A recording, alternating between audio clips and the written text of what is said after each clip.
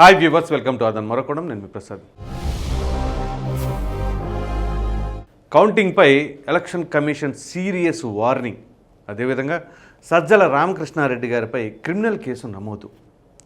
విషయం ఏంటి అంటే, ఆంధ్రప్రదేశ్లో ఎప్పుడు జరగని విధంగా ఎన్నికలన్నీ బాగానే జరిగినాయి. కానీ ఎన్నికలు జరిగిన తర్వాత రోజు హింసాకాండ, దాడులు, విధ్వంసాలు ఇక్కడ కాదు అక్కడ కాదు.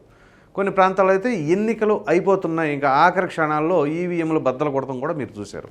సో ఇదంతా ఒకటైతే, ఎన్నికలు అయిపోయిన తర్వాత రేపు కౌంటింగ్ జరగబోతుంది కదా, ఈ కౌంటింగ్ రోజు ఏ విధంగా ఉండబోతున్నాయి, ఎవరైనా సరే ఈ కౌంటింగ్ సమయంలో పోలింగ్ కేంద్రాల వద్ద ఉద్రిక్తత వాతావరణానికి దారితీసిన, దాడులకి పాల్పడిన, ఎటువంటి హింసాత్మక ఘటనలకి ఏదైనా సరే తోడ్పడిన వాళ్ళపైన చాలా సీరియస్గా, అంటే కఠినమైన చర్యలు ఉండబోతాయి అని చెప్పి సీరియస్గా ఎలక్షన్ కమిషన్ వార్నింగ్ ఇచ్చింది. మీకు గుర్తు చేసుకున్నట్లయితే 2 రోజుల క్రితం ప్రభుత్వ సలహాదారులు సజ్జల రామకృష్ణారెడ్డి గారు ఏం మాట్లాడారు? అసలు ఆయన ప్రభుత్వ సలహాదారుల పార్టీకి ఏమైనా సంబంధించిన నాయకుడా?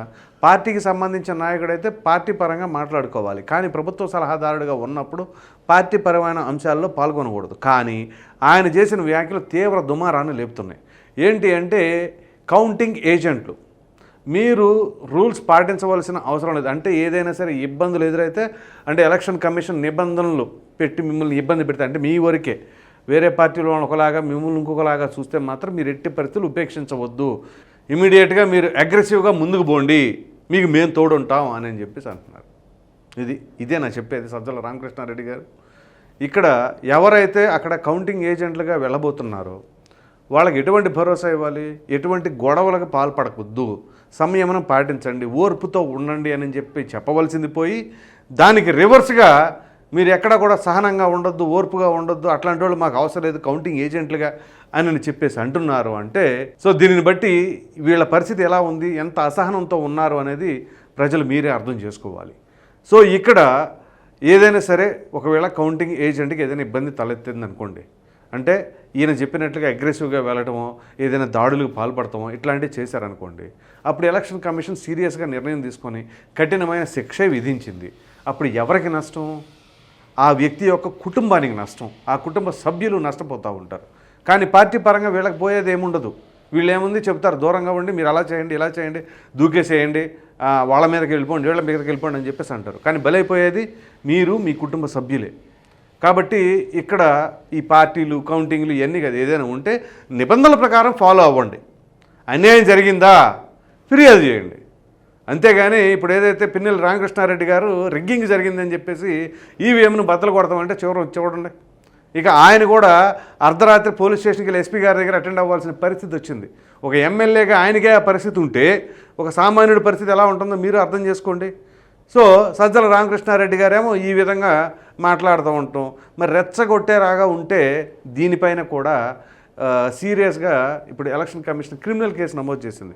అది నమోదు చేయడానికి గల కారణం ఏంటి అంటే, తెలుగుదేశం పార్టీ న్యాయవాది లక్ష్మీనారాయణ గారు మరి ఏదైతే ఫిర్యాదు చేశారన్నమాట, పోలీసులకి ఫిర్యాదు చేసిన క్రమంలో ఆయన పైన క్రిమినల్ కేసును నమోదు చేశారు. సో పలు సెక్షన్ల పైన క్రిమినల్ కేసు నమోదు చేశారంటే అది ఎంత తీవ్రతరమైనదో మీరే అర్థం చేసుకోండి. మరి ప్రభుత్వ సలహాదారులు జగన్మోహన్ రెడ్డి గారు తర్వాత సెకండ్ పొజిషన్లో ఉన్న ఆయనపైనే అంత సీరియస్గా క్రిమినల్ కేసు నమోదైతే, ఏది వ్యాఖ్యలు చేసినందుకు, మరి ఆ వ్యాఖ్యల్ని పాటిస్తే, మీరు కనుక ఆచరిస్తే, ఇంకేదైనా హింసాత్మక ఘటనలకు పాల్పడితే, లేదా నిబంధనలకు విరుద్ధంగా ప్రవర్తిస్తే మీ పరిస్థితి ఏమై ఉంటుందో మీరు అర్థం చేసుకోండి. సో ఇక్కడ ఎన్నికలు వచ్చినాయి, ఓట్లు వేసేసుకున్నారు, రేపు కౌంటింగ్ జరిగిద్ది, ప్రజా తీర్పు ఎలా ఉంటే వాళ్ళే గెలుస్తారు. అటు ఇటు మార్చే కెపాసిటీ చరిత్రలో ఎవరికీ లేదు. ఈవీఎంల్లో ఉన్న ఓట్లని మార్చేసో, లేకపోతే ట్యాంపరింగులు చేసో అంత సినిమా ఎవరికి లేదు. గత ఎన్నికల్లో ట్యాంపరింగ్లు చేయలేదు, ఇప్పుడు ఎన్నికల్లో ట్యాంపరింగ్లు అవ్వో, రాబోయే ఎన్నికల్లో ట్యాంపరింగ్లు జరుగుతాయి లేదని చెప్పలేం.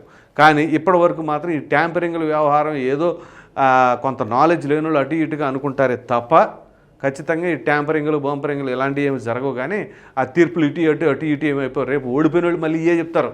ఇదిగోండి, ఒకవేళ కూటమి గెలిచింది అనుకోండి, ఏం చెప్తారు? ఇదిగోండి, ఎలక్షన్ కమిషన్ సపోర్ట్ తీసుకున్నారు, ఎన్నికల కమిషన్ వాళ్ళకే సపోర్ట్ చేసింది, ఈవీఎంలో రిగ్గింగులు చేసేసుకున్నారు, అందుకని మేము ఎంత గగ్గోలు పెట్టినా పట్టించుకోలేదని చెప్పేసి వైసీపీ చెప్పుకునే అవకాశాలు కూడా ఉన్నాయి. సో అట్లా ఇప్పుడు ఈ వైసీపీ కూడా గత ఎన్నికల 2019లో గెలుపొందినప్పుడు తెలుగుదేశం పార్టీ కూడా అదే చెప్పింది, ఈవీఎంలు ట్యాంపరింగ్ చేసుకున్నారు అని చెప్పేసి.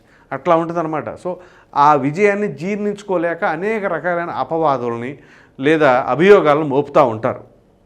సో అంత మాత్రాన వాస్తవం కాకుండా పోదు. సో ప్రజా తీర్పు ఏటైతే ఉంటుందో వాళ్ళు గెలుపొందుతారు, దాంట్లో ఎటువంటి సందేహం లేదు. కాకపోతే ఆ ఓటమిని దిగమింగుకోలేక అనేక రకాలైన వ్యాఖ్యలు చేస్తూ ఉంటారు. కాకపోతే ఇట్లాంటి చర్యలకు మాత్రం పాల్పడకూడదు. ఏదైతే ఇప్పుడు సజ్జల రామకృష్ణారెడ్డి గారు ఉన్నారో ఆయన చేసిన వ్యాఖ్యలు ఆషామాషి వ్యాఖ్యల. మీరు అలా ఉండదు ఇలా ఉండదు, సాఫ్ట్గా ఉండేవాళ్ళు మాకు అవసరం లేదు, అగ్రెసివ్గా ఉండేవాళ్ళు కావాలి అంటే మీరు యుద్ధానికి రెడీ అయిపోయి గొడవలకు సిద్ధంగా అనేదే దాని యొక్క ఉద్దేశం లాగా ఉంది. అదేమిటంటే మళ్ళీ వైసీపీ నాయకులు దాన్ని కూడా డిఫెండ్ చేసుకునే ప్రయత్నం ఏం చెప్తారు అంటే ఇదిగో ఆయన వ్యాఖ్యల్ని వక్రీకరిస్తున్నారు అని చెప్పేసి అంటారు. మీరు మాట్లాడేదే అలా ఉన్నప్పుడు ఇంకా దాన్ని వక్రీకరించవలసిన అవసరం లేదు, డైరెక్ట్గానే అర్థమైపోతూ ఉంటుంది. సో ఇటువంటి తరుణంలో ఇక్కడ ప్రజా తీర్పు ఎలా ఉంటుందో అలా ఆ ప్రకారంగా నడవాలి. కానీ ఇక ఎలక్షన్ కమిషను ఇట్లా సపోర్ట్ చేస్తున్నా అట్లా సపోర్ట్ చేస్తాను ఎలా అంటారు? గత ఎన్నికల్లో ఎలక్షన్ కమిషన్ ఏమన్నా వైఎస్ఆర్ పార్టీకి సపోర్ట్ చేసిందా? అంటే వాళ్ళు సపోర్ట్ చేస్తే ఆటోమేటిక్గా గెలిచిపోతారా? ప్రజలందరూ సపోర్ట్ చేసినట్లేనా? అది అర్థం చేసుకోవాలి. సో ఇక్కడ ప్రజలు ఎటు సపోర్ట్ చేస్తే వాళ్ళకి విజయం ఉంటుంది. ఎలక్షన్ కమిషన్ సపోర్ట్ చేస్తానో లేదా కొంతమంది అధికారులు సపోర్ట్ చేస్తానో గెలుపొందడానికి అవకాశాలు ఆస్కారాలు ఉండవు. పైగా ఎప్పుడు కూడా అధికారంలో ఉన్న పార్టీకి ఎంతో కొంత ఎడ్జ్ ఉంటుంది గెలవడానికి మరలా. కానీ ప్రజా తీర్పు దానికి విరుద్ధంగా ఉందనుకోండి. తెలంగాణలో ఎలా జరిగింది? అధికారంలో కేసీఆర్ గారు ఉన్నట్టుండి ఆయన పార్టీ కుప్పకూలిపోయింది ఇప్పుడు. సో అలా ఎవరు చెప్పలేము. ప్రజలు ఏ సమయంలో ఎటు తిరుగుతారో తెలియదు. వాళ్ళకి చాలా నాలెడ్జ్ ఉంటుంది. ప్రతి ఒక్కటి కీన్గా అబ్జర్వ్ చేస్తూ ఉంటారు. ఏ నాయకుడు ఎలా పరిపాలిస్తున్నారు, ఎటువంటి నిర్ణయం తీసుకుంటున్నారు, ఎవరి పరిపాలన ఏ విధంగా ఉంది, ఆ సమయంలో ధరలు ఎలా ఉన్నాయి, ఈ సమయంలో ధరలు ఎలా ఉన్నాయి, అదేవిధంగా లా అండ్ ఆర్డర్ ఎట్లా ఉంది, ఇలా ప్రతి ఒక్కటి కూడా వాళ్ళు ఒక పారామీటర్ తీసుకుంటారు. సో ఇవాళ ఏదో ఎలక్షన్స్ వచ్చేసి ఆ సమయంలో మనం డబ్బులు పనిచేసాము లేకపోతే తాయిలాలు ఇచ్చేసామా అని చెప్పేసి అనుకుంటే మాత్రం అది పెద్ద పొరపాటే. ప్రజల్ని అమాయకులుగా చూడవద్దు. అందరికంటే చాలా తెలివిగలవారు. మీరు కనుక గమనిస్తే వాళ్ళు ఏదైనా ఒక వీడియో చేస్తే దాని కింద వాళ్ళు కామెంట్లు పెట్టే కూడా గమనించండి. కొన్ని మనం కూడా మర్చిపోతాం, అంత తెలివిగా ఉంటారు వాళ్ళు. సో ఆ విధంగా ఉంటుంది. ఇప్పుడు దీనివల్ల ఏమవుతుంది? ఇప్పుడు సజ్జల రామకృష్ణారెడ్డి గారి మాటలు వినో లేకపోతే ఇంకొకరి మాటలేనో ఇప్పుడు తెలుగుదేశం పార్టీ శ్రేణులైనా సరే వాళ్ళు కూడా ఎక్కడైనా కొంత అగ్రెసివ్గా పోయి వెళ్ళారనుకోండి, కేసులు నమోదవుతాయి. చివరికి బలైపోయేది ఎవరు? వాళ్ళ కుటుంబ సభ్యులు. కాబట్టి వీటన్నిటిని దృష్టిలో పెట్టుకొని ప్రతి ఒక్కరికి మీ కుటుంబం ముఖ్యం. ఆ తర్వాత ఈ పార్టీలు, రాజకీయాలు, ఎన్నికలు ఇవన్నీ కూడా.